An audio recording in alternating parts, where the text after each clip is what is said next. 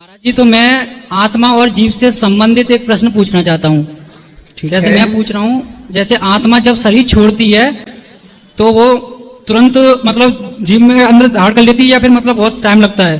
तो आत्मा जब यहाँ से निकलती है ना तो कहाँ जाती है उसको समझो। जैसे मिट्टी के घड़े में आप पानी भरो, छत में रखो, उसमें सूर्य का प्रतिबिंब दिखता है। वह सूर्य का प्रतिबिंब जो घड़े में दिखता है, उस घड़े को आप फोड़ दो तो जो प्रतिबिंब अभी घड़े के भीतर दिख रहा था सूर्य का, घड़ा फूटते ही वो प्रतिबिंब कहाँ चला जाता है बताओ? प्रतिबिंब तो हाँ मान लो उसमें से चला जाता है, लेकिन रहता तो यही है। वो प्रतिबिंब बिंब में मिल जाता है। जैसे आपकी शक्ल दर्पण में दिख रही है तो आप दर्पण के सामने खड़े हैं तो आप दर्पण में दिख रहे हैं, और आप दर्पण से हटे तो दर्पण से हटते ही जो दर्पण में आप दिख रहे थे वो कहाँ चला गया? वो प्रतिबिंब था। अच्छा। आपका प्रतिबिंब दर्पण में, आप हो गए बिंब, और जो दर्पण में दिखा आपका वो क्या था? प्रतिबिंब। तो दर्पण टूटा तो प्रतिबिंब बिंब में मिल गया। मेरा प्रतिबिंब अभी तक दर्पण में दिख रहा था, दर्पण टूट गया तो प्रतिबिंब बिंब में मिल गया। इसी तरह आत्मा ईश्वर का अंश है, प्रतिबिंब है, तो आत्मा निकलती है तो ईश्वर से जाकर मिल जाती है। वैसे ही जैसे आपका प्रतिबिंब आप में मिल गया।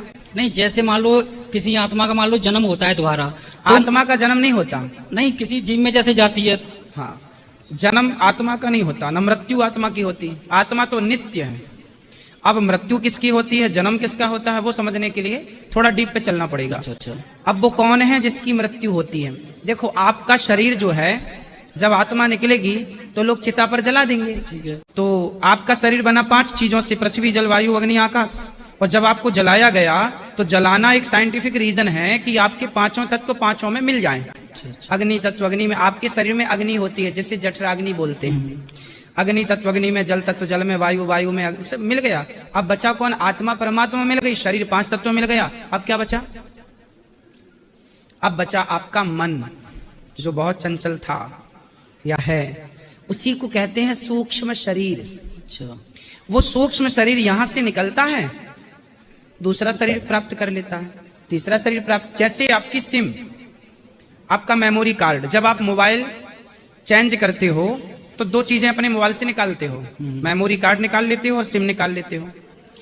दूसरे मोबाइल पर डालेंगे तो पूरा डेटा वही का वही उसमें आ जाता है। इसी तरह जो हमारा मन है, सूक्ष्म शरीर, हमने जन्म जन्म में जो भी किया है सब सेव रहता है सूक्ष्म शरीर में। आप जो भी शरीर प्राप्त करेंगे, कुत्ते का, बिल्ली का या मनुष्य का, वो सूक्ष्म शरीर उसमें चला जाएगा, उससे निकला उसमें चला गया, उससे निकला। ये योनियां है, चलता रहेगा चक्कर तब तक जब तक भगवान की शरण में नहीं जाओगे तब तक। और भगवान की शरण में केवल मनुष्य ही जा सकता है। तो आप मनुष्य हो के भगवान की शरण में जाओ और जन्म मृत्यु से मुक्त हो जाओ, इसलिए मानव का शरीर मिला है। ठीक है? क्या समझ में आया आपको? नहीं, समझ में तो आया। मैं मतलब ये पूछ रहा हूँ, जैसे शरीर, जैसे सूक्ष्म शरीर है जो मतलब दूसरे में शरीर में गया, तो मतलब वो जैसे शरीर जब जन्म लेता है तो वो तुरंत मतलब जन्म मतलब उसमें जाती है आत्मा? तुरंत नहीं, पहले जाएगा, हिसाब किताब होगा। अच्छा। क्या पाप किया है, क्या पुण्य किया है, उस पाप और पुण्य के अकॉर्डिंग कि आप अब कहाँ जाने के अधिकारी हैं। अच्छा। तब आपको वहां भेजा जाएगा।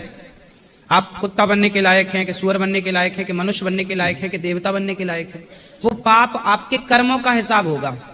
भाई आपने आज एग्जाम दिया 10वीं क्लास का, तो आज ही थोड़ी परिणाम आएगा, रिजल्ट आएगा। हाँ, वही तो। कॉपी जचेगी, क्या लिखा क्या नहीं लिखा।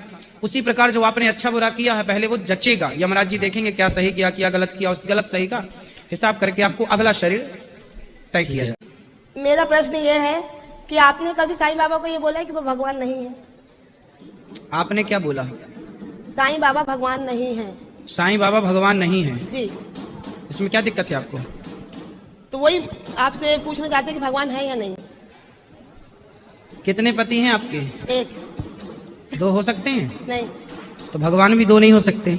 हाँ जी। भगवान तो एक ही है, श्रीमन नारायण राम कृष्ण। हाँ। जब आपके पति 2 नहीं हो सकते जी, तो भगवान भी 2 नहीं हो सकते? नहीं, धीरेन्द्र शास्त्री जी ने भी बोला था तो मैंने उनके पास गई नहीं। मैंने बोली कि वो सबसे बड़े दुश्मन है, क्योंकि मेरे इष्ट को उन्होंने बोला भगवान नहीं है। तो वो 2 बार मेरे सपने में आए, खुद घर में। कौन? धीरेन्द्र शास्त्री जी 2 बार सपने में आए, वहाँ हाथ जोड़े, मतलब जहाँ मंदिर है बाबा जी का, और मुझे दिखे। तो प्रश्न आपसे भी करना था, कई लोग बोल रहे थे कि आप भी ऐसा बोलते हैं। तो भगवान है मेरी माँ, सबको भगवान कैसे बोला जा सकता है? सब भगवान हो जाएंगे? नहीं, साईं बाबा भगवान है कि नहीं, मेरा प्रश्न यह है। नहीं है। संत के रूप में प्रणाम हो सकता है, संत के रूप में स्वीकार हो सकते हैं, कोई बाबा भगवान नहीं हो सकता। भगवान केवल श्रीमन नारायण है, वो तो है, पर वही उनको- राम है, वही कृष्ण है। उनको ब्रह्मा विष्णु रूप में देखा गया, रामकृष्ण के रूप में देखा गया, हाँ, हाँ, साक्षात। हाँ सही। उन्हें साक्षात्कार किया कि मैं ही कृष्ण हूँ, मैं ही राम हूँ, कौन? साईं बाबा ने। अब देखो, कहने को तो कोई कुछ भी कह दे और आप मान लो, तो देखो आपके मान लेने से, आप पीतल को सोना मान लो, तो आपके मान लेने से पीतल सोना हो जाएगा? नहीं, उनने तो साक्षात्कार किया है ना। आपने देखा था? नहीं, मतलब साईं सच्चरित में दिया है और हर चीज में मतलब है कि तो भगवान। साईं सच्चरित्र में तो ये भी दिया है कि वो मुसलमान थे। नहीं, मुसलमान का तो नहीं दिया है। उनका पहनावा हिंदुओं से मैच करता है मुसलमानों से? आप बताओ। मुसलमानों से। फिर जब आप खुद कह रहे हैं कि मुसलमानों से मैच करता है, तो वो तो हिंदू ही नहीं है। अब पीछे पता नहीं हिंदू क्यों पड़े हैं, भगवान जाने। आप ही पूछो सबसे। से पूछना था आपके। तो हमने तो बता दिया जी, ठीक। कि भगवान केवल भगवान श्रीमन नारायण ही है, कोई दूसरा भगवान नहीं हो सकता। संत के रूप में सबको स्वीकार किया जा सकता है, जी। संत के रूप में सबका आदर है, सबका सम्मान है, भगवान के रूप में नहीं। गुरुदेव भगवान, मेरा 5 प्रश्न है। प्रश्न में कोई त्रुटि हो तो दास को क्षमा करिएगा। गुरुदेव, मेरा आपसे निवेदन है, मुझे आपकी चरण सेवा और चरणामृत चाहिए। ठीक है, प्रश्न क्या है? प्रश्न मेरा ये है, जैसे आपने गुरु मंत्र दिया है वो मैं जप करता हूँ और राधा नाम जप करता हूँ, ये युगल उपासना है जी। गुरु जी, मेरा दूसरा प्रश्न है, जैसा कि आप बोलते हैं कोई मर जाए तो ठाकुर जी की पूजा नहीं करना चाहिए, पड़ोस में दे देना चाहिए। गुरु जी, दे देना चाहिए ऐसा नहीं है। यदि घर में बच्चे हैं तो बच्चे कर सकते हैं। सूतक के दौरान हमें मानसिक पूजा करनी चाहिए। से भगवान से जुड़े रहो, अंदर जप करो, स्पर्श नहीं करना चाहिए उन दिनों सूतक के टाइम।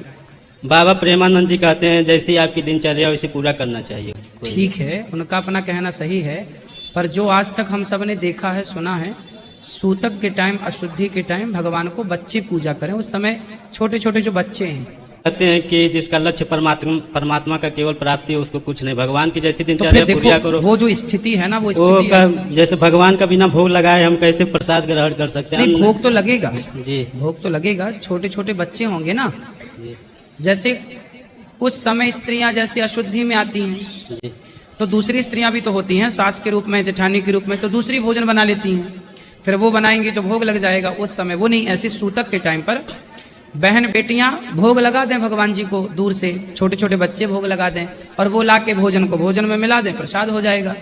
भगवान को पाना लक्ष्य है, बात सही है, ईश्वर की प्राप्ति ही लक्ष्य है जी। लेकिन जो मर्यादाएं हैं, ये मर्यादाएं भी शास्त्रों की हैं, कोई मनमानी थोड़ी है कि हमने घर पे ही बना ली मर्यादा। मगर वो कहते हैं कि जिसका केवल परमात्मा का ही प्राप्ति, हमको परमात्मा को ही पाना है, तो हम कोई मर, अब तो 10 दिन में, कोई 1 महीने में फिर मर जाएगा तो साधु ठाकुर जी की सेवा छूट जाएगी, तो कैसे महीने में मर जाएगा? साधु के लिए नियम नहीं है, जी। समझिएगा।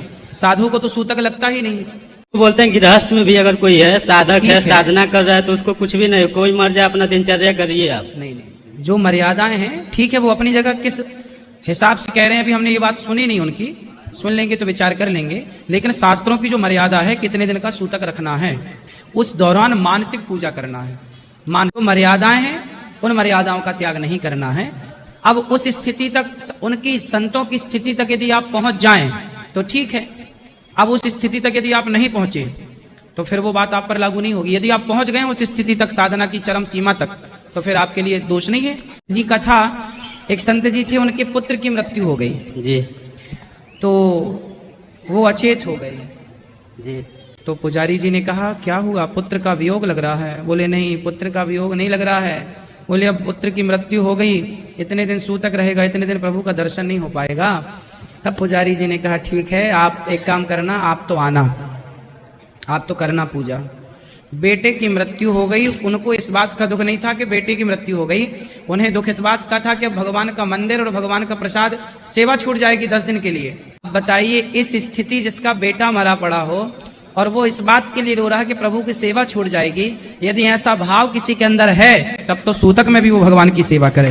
जी, पर इस कोटि का हो तो ये कोटि आप देख लीजिए किस में है, ये स्थिति किस में है। अब ये स्थिति तक पहुंच पाना, यदि आप पहुंच गए हैं तो बहुत अच्छी बात है। अब कोई मर जाए और आप हाथ पांव पटक के रोएं और फिर जी कहें कि नहीं जी हमें तो सूतक लगेगा ही नहीं, हम तो भगवान के भक्त हैं, अब आप मोह माया में घिरे पड़े हैं और ये भी, तो फिर तो वही देखो, जो नियम है वो मानना है। आप उस कोटि के हैं तो फिर आपका कोई दोष नहीं है, क्योंकि आप पार कर गए सारी सीमाएं, क्योंकि आप चरम भक्ति की ओर पहुंच गए हैं। यदि उस स्थिति तक हैं तब तो उन जो पूज्य महाराज जी ने बोला है वो उस स्थिति के लिए बोला है। जी समझो, संत जब बोलते हैं ना तो उनकी पूरी बात समझनी पड़ती है कि वो ये बात क्यों बोल रहे हैं और किस स्थिति के लिए बोल रहे हैं। हर व्यक्ति के लिए हर बातें नहीं होती। जी गुरुजी, मेरा तीसरा प्रश्न है, जन्म मरण विवाह गति होई, जहाँ लिखई तहाँ होई। जन्म विवाह मरण गति होई, जहाँ जस लिखा तहाँ तस होई। गुरुजी, ये जैसा आप लोग प्रेम करके विवाह कर ले भी लिखा रहता है। देखो, कुछ चीजें ऐसी होती हैं कि हमारे बुद्धि और विवेक पर निर्भर करती हैं। जी जैसे भगवान ने आपको बुद्धि देकर स्वतंत्र कर दिया है। जी जैसे गाड़ी है तो गाड़ी में गाड़ी बनाने वाली कंपनी ने ब्रेक और एक्सीलेटर दोनों बनाए हैं। जी गुरुजी। अब ये आपको डिसाइड करना पड़ता है कि कहाँ एक्सीलेटर की जरूरत है और कहाँ ब्रेक की जरूरत है। जी तो गुरुजी। वो आप अपनी बुद्धि से दबाते रहते हैं। उसी तरह ईश्वर ने आपको बुद्धि दे रखी है। जी जी। आपसे हम कहें कि आग में कूद जाओ तो आप नहीं कूदेंगे, क्योंकि आपको पता है कि ये गलत है। तो आपको ये तो पता है कि आपके लिए क्या सही है और क्या गलत है।